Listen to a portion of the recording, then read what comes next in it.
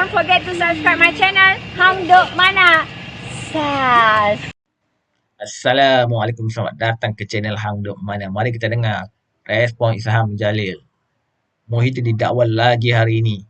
Terima hasil audit haram RM 5 juta. Isham Jalil juga merespon strategi Muhyiddin dan Bersatu untuk menghadapi tuduhan rasuah adalah dengan menyalahkan orang lain dan kata orang lain pun buat juga. Okey, mari kita dengar komen Isham Jalil ini. Itu kita kena kekang politik wang ni. Jangan jadi macam parti Muhyiddin tuan-tuan. So parti dia sekarang telah dituduh dan didakwa ambil rasuah, lepas tu dalam ambil rasuah menggunakan wang daripada rasuah projek-projek kerajaan ini untuk berkempen, dan mereka juga dituduh rasuah pengundi. So dia ambil rasuah tuduhan ini daripada projek kerajaan, lepas tu rasuah pula pengundi. So sebab itu benda ini kita kena tentang. Sebab itu saya bawa kes ni daripada awal tuan-tuan. 600 bilion, 92.5 bilion, sekarang 232.5 juta ni yang Muhyiddin dituduh menyeleweng ini tuan-tuan. Sebab apa? Sebab saya tak nak negara ini pergi ke arah itu. Kita negara ni nak jadi macam mana tuan-tuan kalau parti pemerintah, pemimpin-pemimpin kerajaan ambil rasuah projek, lepas tu nak menang pilihan raya, rasuah pengundi. Lepas tu mereka menang, lepas tu putaran ini berpusing lagi lah. Ambil rasuah untuk rasuah pengundi, ambil rasuah menang, lepas tu rasuah pengundi lagi. Itu tak boleh. So sebab kalau kita buat macam itu, maka kita punya negara ni akan dipimpin oleh orang-orang rasuah, orang-orang jahat tuan-tuan. So dasar-dasar menentukan hidup kita ni ditentukan oleh mereka. So kita kena tentang benda ini. Dan Muhyiddin hari ni didakwa lagi. Semalam lepas tu dia orang kata apa, Muhyiddin dalam parlimen pun kata banyak kali, dia kata apa, dia kata dulu 600 bilion, lepas tu 530 bilion, lepas tu 92.5 bilion, kononnya lah nak menunjukkan kononnya tuduhan kepada dia tu tak betul. Saya nak cakap pada dia yang menyebut 600 bilion, 530 bilion, 92 bilion ni siapa? 600 bilion tu yang sebut dia lah, Muhyiddin dengan Sanusi yang sebut dulu. Dan apabila kita perincikan tuduhan-tuduhan itu, of course dia akan jadi jumlahnya tu akan lebih terperinci. Takkanlah kalau kita perincikan 600 bilion jadi 1 trilion. Mesti bila kita perincikan accounting itu 600 bilion 92.5 bilion ni pergi ke mana, daripada 92.5 bilion ni berapa ratus juta pergi mana, baru kita nampak perincian tu. Bila kita perincikan, of course jumlah daripada asal itu akan menjadi lebih terperinci lah. Bukan bermaksud macam Muhyiddin cakap itu tuan-tuan. Lepas tu saya tengok dalam kes Muhyiddin ini, dia strategi dia adalah untuk menyalahkan orang lain, dan puak-puak dia kata, dan dia kata orang lain pun buat juga. Itu bukan strategi yang bagus. Nombor satu, awak kena jawab. Dia dituduh pun dia kata UMNO yang salah tuduh dia balik. Kalau awak mencuri, jangan salahkan orang lain bila awak kena tangkap tuan-tuan. So macam dia itu hari, dia dituduh apa orang kata salah guna kuasa, ambil duit ini masuk dalam akaun parti dia, menggunakan dana tersebut untuk kepentingan pilihan raya politik dia. Itu tak boleh. Duit tu tak masuk dalam akaun UMNO, jangan salahkan UMNO. Duit tu masuk dalam akaun awak dan akaun pemimpin awak. Itu hari ketua penerangan dia, duit masuk dalam akaun company yang dia punya, bukan dalam akaun UMNO. So jangan salahkan orang UMNO pula. Lepas itu puak-puak dia dalam apa kata Facebook pun saya tengok, dia kata UMNO pun buat juga, UMNO pun buat juga. Kalau orang lain buat tuan-tuan, biarlah dia orang dah dituduh, orang pemimpin UMNO telah dituduh dalam mahkamah, telah pergi mahkamah. Yang tak pergi lagi mahkamah siapa? Yang lari daripada mahkamah, tak pergi mahkamah adalah pemimpin-pemimpin Bersatu. Dulu lompat parti lari, lompat parti tak didakwa. Sekarang awak kena hadap, jangan salahkan orang lain. Dan strategi menyalahkan orang lain yang kata orang lain pun buat juga, ini tak boleh diguna pakai. Ini kebudak-budakan. Kalau awak mencuri atau membunuh atau merogol, awak tak boleh kata tak apa, orang tu pun berogol juga. Itu tak maksud awak tak bersalah. Maksud awak kena jawab lah ya. Dan dia pun jawab berkenaan dengan dana ini tuan-tuan. Dia kata tak salah sebab tak masuk dalam akaun peribadi dia, masuk dalam akaun parti. Masuk dalam akaun parti pun salah sebab duit ini bukannya daripada dana-dana apa, ini dana duit ini pusingnya daripada sumbernya daripada dana kerajaan, daripada perbendaraan. kerajaan bagi projek, lepas tu ada kickback masuk pada parti. Orang bayar cukai tuan-tuan untuk buat projek-projek kerajaan ni. Cukai tu macam saya bayar cukai bukan untuk duit cukai ni pergi pada parti Muhyiddin. Ramai orang bayar cukai tuan-tuan untuk kerajaan buat projek, bukan untuk mereka ni dapat kickback untuk pergi balik kepada parti dia untuk dia belanja pilihan raya tuan-tuan. Itu yang menjadi salah dan menjadi salah guna kuasa. Dan tuduhan terhadap dia tu 232.5 juta tuan-tuan. Dulu dia bising. Dia kata Datuk Najib kes SRC lah 42 juta. Kali ni awak punya 232.5 juta lah. Macam mana itu? So jangan nak salahkan orang lain. Kata orang UMNO buat lah, ini semua dalang orang UMNO lah. Lepas tu menyalahkan saya lah. Saya dah kata awak akan jadi kluster mahkamah sejak sebelum PRU 15 lagi Tan Sri Muhyiddin. Takkanlah sejak sebelum PRU 15 masa tu kita dah boleh rancang dengan SPRM. Masa tu awak yang kontrol SPRM untuk mendakwa awak. Sekarang dia mendakwa awak ialah orang-orang yang di bawah pentadbiran awak dulu. Ketua pengarah SPRM masih orang yang dilantik oleh awak, dan juga AG Pegawai Negara pun orang awak yang dilantik oleh awak juga masa awak Perdana Menteri. So jangan salahkan orang lain, tapi dia nak salahkan orang-orang lain lah. Ini itu strategi dia lah. Lepas tu berkenaan dengan ada satu lagi kes itu, termasuk juga berkenaan dengan pelepasan cukai ni yang dibagi kepada kawan dia Tan Sri Bukhari, Saimota Bukhari, Hasan Bukhari. So tiba-tiba pula mereka kata dia kata ini untuk menolong orang Melayu dan sebagainya.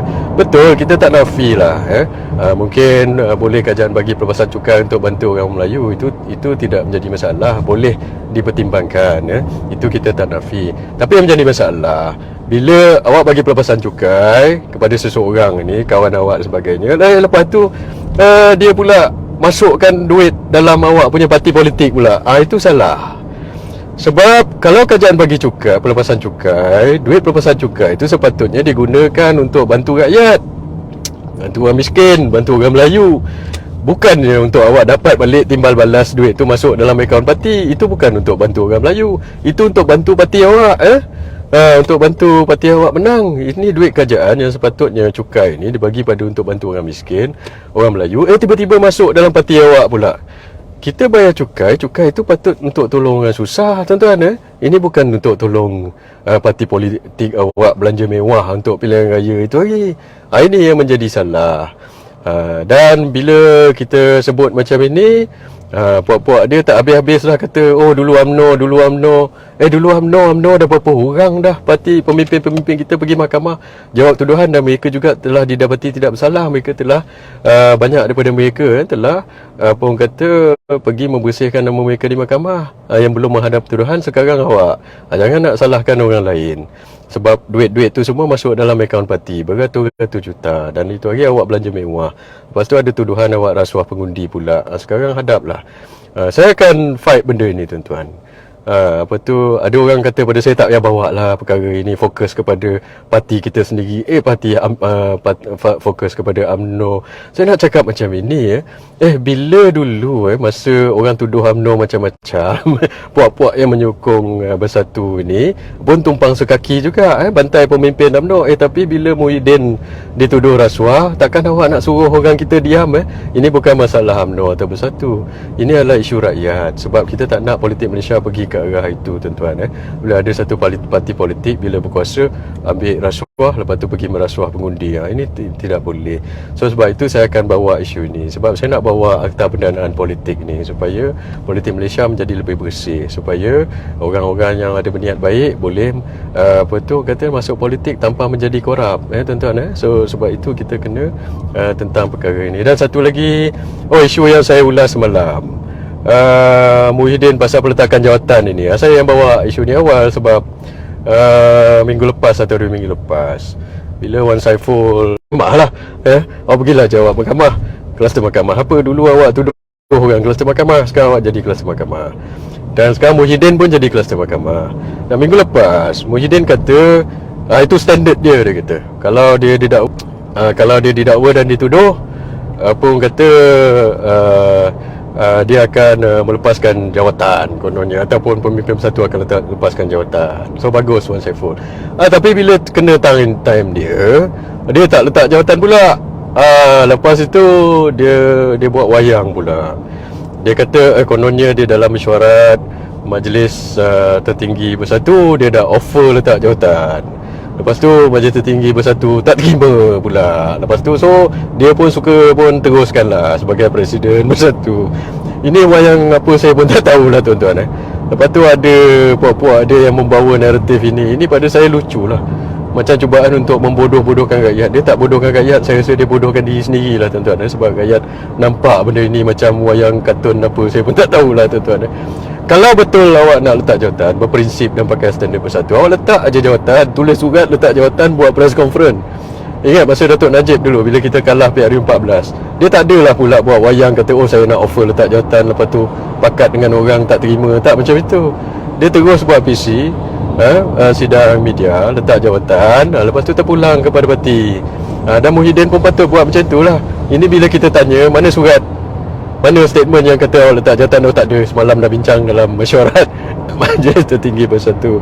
So sama ada dia main wayang, ataupun dia tak ikut standard dia sendiri, ataupun itu yang saya cakap semalam dalam bahasa orang sekarang, mereka ni sembang kari je. So mereka ni paku dulang, paku serpih lah. Dia mengata orang dia yang lebih tuan-tuan. Dulu dia kata orang penyamun, penyangak dan sebagainya. Sekarang kes dia ni adalah kes kleptokrasi yang paling terbesar dalam sejarah Malaysia tuan-tuan. Dan kes 1MDB pun kalau kita tengok dulu tak sama macam ini. Ini lebih besar, berapa kali ganda lebih besar daripada 1MDB.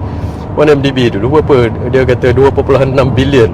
Ini dana yang digunakan oleh Muhyiddin masa Covid 92.5 bilion tuan-tuan. 90 bilion lebih daripada itu, atau berapa puluh ganda lebih daripada itu. Dan kes asasi Datuk Najib 42 juta.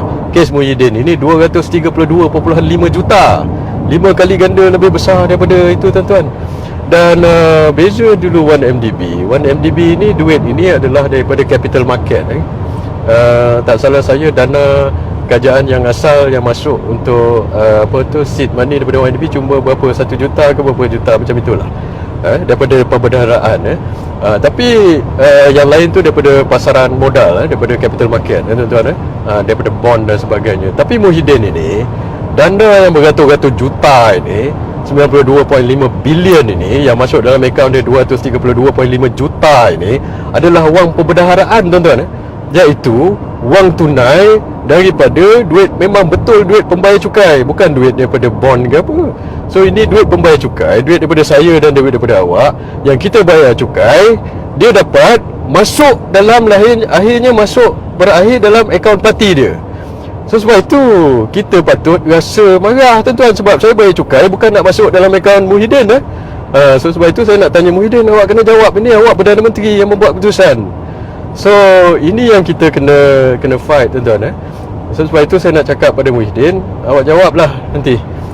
Dan saya nak ulas juga alang-alang saya dalam kereta ni tuan-tuan, menuju ke Kuala Lumpur berkenaan dengan Hamzah Zainuddin pun cakap. Dia kata semalam inilah strategi mereka nak menyalahkan orang lain juga, nak divert lah konon. Dia kata sekarang kerajaan semua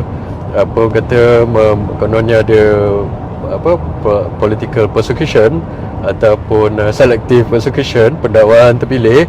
Tapi dia kata dia pun kalau nak dakwa orang dalam pemimpin dalam kerajaan pun boleh, dia kata, sebab dia ada file. Nombor satu, Datuk Hamzah. Datuk Hamzah ni kawan saya dulu, dah lama kenal. So nak cakap macam ni lah Datuk Hamzah, kalau ada file, awak pergilah report polis, report SPRM, tak ada masalah, siasat aja. Sebab orang UMNO, orang BN dah lama dah kena siasat. Sejak PRU14 dulu, zaman Mahathir, lepas tu zaman Muhyiddin jadi Menteri KDN, zaman awak jadi Menteri KDN, dah semua dah kena siasat dah. Kalau awak nak rapor polis, nak siasat lagi, siasat lah. Itu saya rasa tak ada masalah. Yang belum kena siasat ialah geng-geng awak yang lompat parti itu. Sekarang awak hadap lah. Itu satu perkara. Satu perkara lagi, sebagai bekas Menteri Dalam Negeri, dia tak sepatutnya simpan file file kerajaan tuan-tuan. Ini file-file ini di bawah harta rahsia rasmi. Salah kalau dia bawa file tu keluar daripada pejabat dia.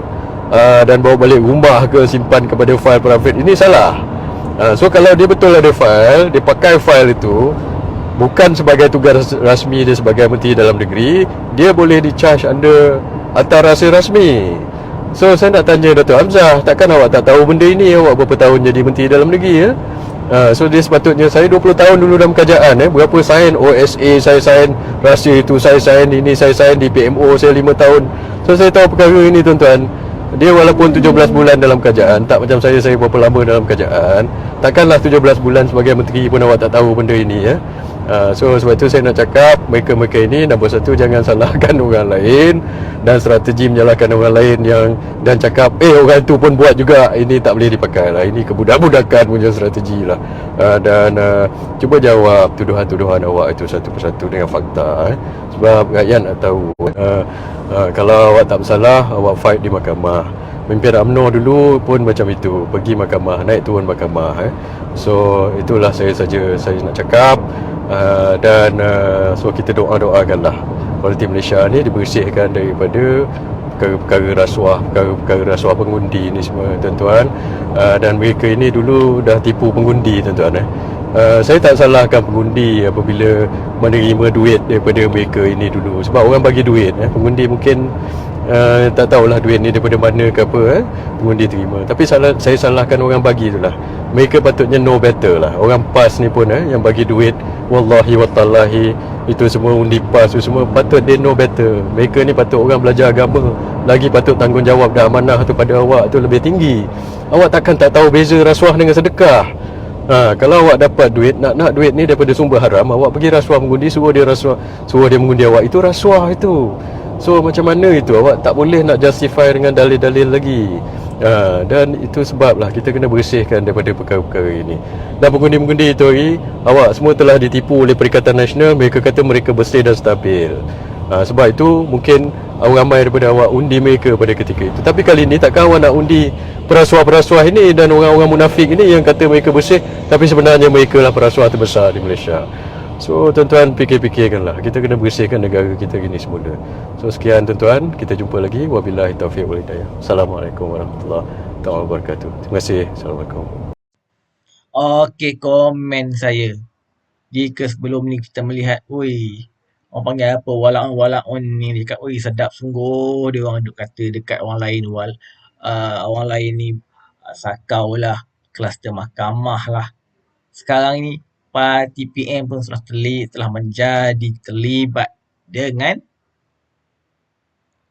kluster mahkamah. So bila kata kat orang, so diri sendiri pun yang dah kena. So nampaknya selepas ni dia orang tak boleh kata dekat orang lain dah kluster mahkamah, sebab dia orang sendiri pun terlibat dengan kluster mahkamah. So kita harap SPRM terus siasat. Mungkin ramai lagi yang telah merembat duit jana wibawa ni. Okey, sama-sama kita memberi sokongan kepada kerajaan perpaduan ni. Okey, Assalamualaikum. Jumpa lagi.